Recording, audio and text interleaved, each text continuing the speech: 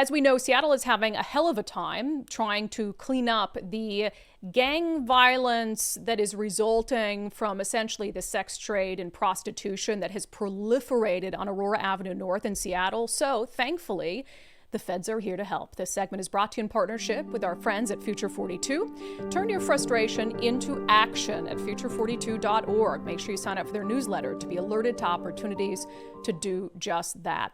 So things have been brewing on Aurora Avenue for a long time. And to be clear, the sex trade on Aurora has been there for as long as like the street to the highway has been there. This isn't new, but it's definitely getting a lot worse. And I think this story is a really good example of what regular people can do when they show up and when they speak out and when they demand better of their elected officials. You know, the community on Aurora Avenue North, I mean, they've held protests where they've gone out and marched in the streets. Here's some video from our friend Jonathan Cho. And these aren't professional protesters. These are families, these are business owners who don't want to hear 100 gunshots in the middle of the night, who don't want to see naked women walking up and down the street where they're trying to run a business.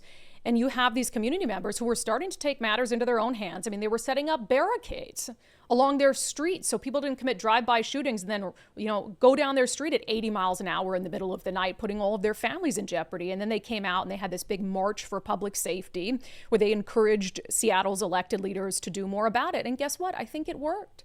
I think the public pressure campaign absolutely worked. And Seattle Mayor Katie Wilson came out and said, okay, we're going to do a little bit more up on Aurora. And then the feds came out too. So there's some video, I believe this is from our friend Katie Davis Court, who went out. And look, the feds, as much as Seattle's leaders hate Donald Trump, the feds can help.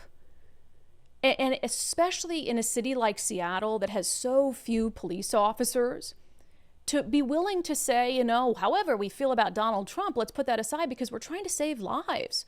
Why would we not take help from the federal government? And a lot of these women out there, they're victims of sex trafficking or human trafficking. They've been trafficked across state lines. Some of them have been trafficked across the world. You need the federal government's involvement in that. So the Seattle Police Department, the FBI teamed up. They went out, hit the streets. I saw a lot of great video, a lot of great images showing them trying to talk to these women, trying to get these women off the streets, trying to get these women to cooperate and letting them know, like, hey, if you come with us today, we can keep you safe. It's going to be safe, as opposed to if you go back and you talk to your pimp and you tell him that the FBI stopped you, Lord only knows what's going to happen. And so I think it was just good for the community in North Seattle to see all of their pleas for action actually result in a response, not only from Seattle, but also from the federal government in conjunction with the city of Seattle as well. And I think we're still waiting for sort of final numbers. I know the Seattle Police Department did announce some arrests and some, illicit stuff taken off the streets, et cetera. But I think this is ongoing. Now, here is a very positive wrinkle when we talk about the federal government and their involvement. Guess who else was out on Aurora? Take a look. Might be hard to identify them. HSI, Homeland Security Investigations. Yes, essentially immigration enforcement in a sense. I mean, that's more ICE's job, but HSI is sort of the criminal investigative arm. They're the ones who go out there. I've been out on ride-alongs with HSI before. They go out there seeking criminal targets, not just people for like immigration related offenses like you came to the country illegally, people who are drug dealers, people who are cartel, people who are wanted murderers, child rapists. And so HSI, and I don't know if the city signed off on it, but the city doesn't have to sign off on it. That's the best part. They might not want to work with HSI. And you notice in those videos, I didn't see any SPD with HSI. So I don't believe that the city of Seattle is going to allow that to happen. But the federal government doesn't need permission to go out there and arrest members of the drug cartel. They don't need permission to go out there and to collect targets who they're seeking, who are in the country illegally. And their presence there proves a point.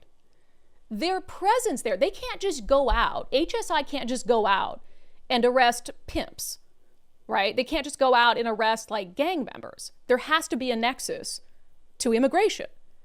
So their presence there proves that there's illegal aliens who are contributing to that climate on Aurora Avenue.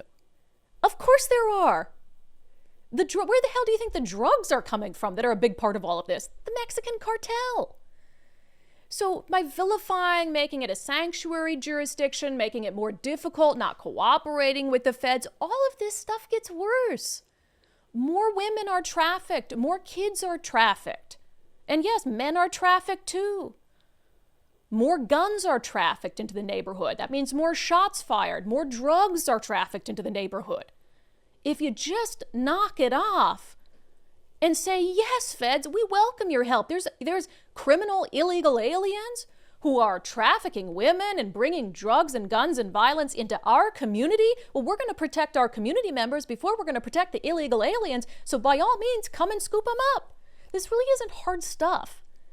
And I can't even believe that it's politically controversial. And so Seattle should be bowing down and thanking the feds for their help in saving women. And the last, I think, sort of piece of this that needs to fall in place in order for this situation to get better, because you can surge, right? And we've seen this often, whether it's the drug crisis in downtown Seattle, and you'll see these one-time surges. I mean, Seattle Mayor Katie Wilson just said that they're going to spend one-time funds trying to clean up 12th and Jackson in the Seattle Chinatown International District. And as I pointed out, like, look, former Mayor Bruce Harrell was in the Chinatown ID at that very corner doing photo ops of him painting over graffiti. And then look what happened 2 years later. A surge is fine. A surge is helpful if there's follow through on the people arrested. But there has to be some sort of consistency that's going to change the environment over time. So on Aurora Avenue, I know people don't like to hear this, but you have to start arresting sex workers. And I'm not the only one saying this. Genesis Project, remember we had on Alyssa Vanderlyn with the Genesis Project. This is an organization that police send these women to. When, they contact the women on the streets, instead of arresting them, because Seattle doesn't really do that anymore, they'll try to get them to go to places like the Genesis Project, where they try to help them rebuild their lives, essentially. But the thing that's been missing is the carrot and the stick. There's no stick anymore because there's no threat of arrest. So most of these women, I think Alyssa said like 80 to 90%, they won't say, yes, take me to Genesis Project. They'll just say, let me go, right? And they'll go back to their pimps and go back to doing what they're doing. And so even Alyssa said, like, look, yeah, police have to be able to arrest these women. The decriminalization of it, while it's good for the girls because we don't want things on their records, it's also very, very bad for them because we can talk to them and then they can leave and they can go do it again. There is no punishment for it. And eventually, something bad is going to happen to them. That's just kind of the end of the road, that something will end up happening to them. And so we want to be able to make it so they have to go to a program. They have to come see us, in order to try and change their life instead of getting arrested. That would be something that we would like to see, so that we're not just sending them back out like they never even saw us. Yeah, I mean, what she's talking about there is suicidal, homicidal, toxic empathy. Same thing that we're dealing with how Seattle handles drug abusers. They think it's empathetic for them not to get arrested. Well, and then there is no choice. It's either get arrested or forced into treatment. No, they don't arrest them. And then they're high on drugs, so they're not going to voluntarily take treatment. But most of them, if you say, or you're going to jail, they'll be like, okay, I'll get treatment. And then you have a chance, right? They're like, no, we won't. And so they just die on the streets. Their policies just end up killing them. The same thing with these women. At some point, if you just keep allowing them to do what they're doing and there is no sort of intervention, then somebody's going to kill them. They're going to take a hot shot of something. Something is going to happen to them and they're going to die. How is that progressive? How is that empathetic? It's not. It's really, really sad that has sort of been accepted, that no, we're not going to arrest these women. And do I want to see these women in jail, in prison? I don't think anybody wants to see that, but that's not the point. When the point is giving them the option, and it's more of it's the carrot and the stick. The point is saying you either do this or here's the result. And when you take away jail as an option, nothing's going to change for them. That segment is brought to you in partnership with our friends at Future 42. Turn your frustration into action at future42.org. Make sure you sign up for their newsletter to be alerted to opportunities to do just that. And again, I think this story is a great example of what happens when you turn frustration into action. All those North Seattle residents who are like, enough is enough. They're going to go out there, they're going to take matters into their own hand, they're going to march in the streets, even if it's weird for them to be protesting. Most normal people are like, never marched in the street in my life. They're marching for the safety of their community and for the survival of their neighborhood. That's what happens when you turn frustration into action.